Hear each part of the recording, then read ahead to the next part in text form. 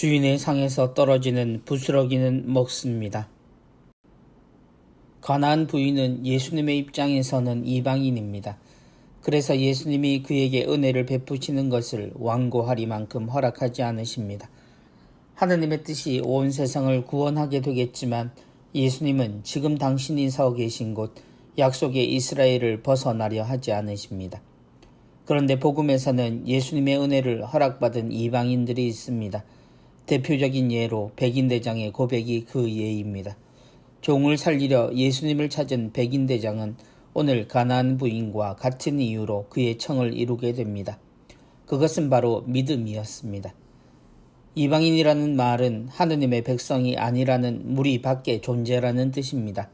그래서 그 무리가 지니고 있는 진리에 먼 사람들이고 다른 가치를 쫓아 사는 사람들이라는 이야기입니다.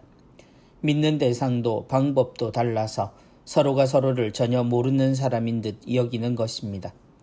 그런데 이들은 자신이 살리고자 하는 종이나 딸 때문에 예수님을 찾았습니다.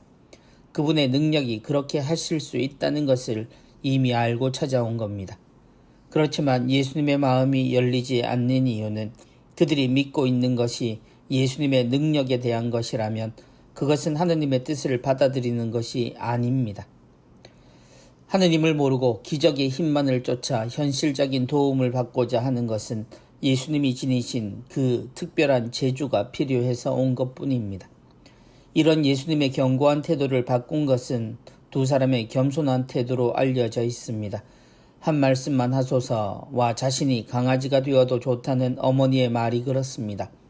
그러나 다시 생각해보면 이들의 태도에서 보이는 것은 겸손만이 아닙니다. 그들은 이미 하느님을 신뢰하고 알고 있음을 느낄 수 있습니다. 우리 눈에 예수님의 모진 말씀에서 이 어머니는 강아지로 비하되는 처지에 있다 생각되지만 이 어머니는 자신에게 필요한 것이 저 식탁에 놓여진 빵이라는 것에만 집중합니다. 지금 내 딸에게 필요한 것은 자신이 어찌 되는가가 아니라 바로 그 부스럭이라도 좋으니 빵이라는 것입니다.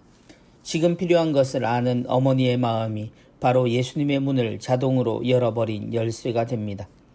이미 하느님을 아느니라는 이야기입니다. 우리에게 필요한 것이 무엇이건 하느님께 청하는 이가 하느님을 알고 있다는 이야기이고 그것이 하느님이 우리 모두를 살리는 것으로 예수님을 통해 알려주시려 하신 것이기에 그녀는 자신의 믿음으로 바로 하느님께 와 닿았다는 인정이 예수님의 말씀입니다. 아, 여인아, 내 믿음이 참으로 크구나. 내가 바라는 대로 될 것이다.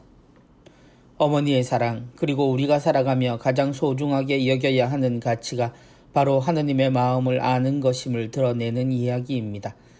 하느님은 세상과 우리를 창조하셨다 말합니다. 우리의 근원을 하느님께 찾는 것은 우리가 깨달음으로 특별한 존재가 되는 것이 아닌 우리가 그 사랑 안에 있다는 것을 아는 것과 그 사랑이 우리를 참 삶의 기쁨과 영원한 삶으로 인도한다는 것을 깨닫는 것입니다. 하느님을 믿어 세례를 받고 아는 것은 그런 면에서 아주 큰 기쁨이고 특권이 분명합니다. 그러나 이 세상에는 이 믿음의 과정과 확인 이전에 하느님을 알고 살아가는 사랑스러운 사람들이 있음을 알고 있는 것도 우리가 사람에게 가지는 편견을 없애는 소중한 가르침입니다. 오늘 이 빵이 필요한 다른 누군가를 위해 우리의 경계를 허물고 담을 낮추는 마음을 가졌으면 좋겠습니다.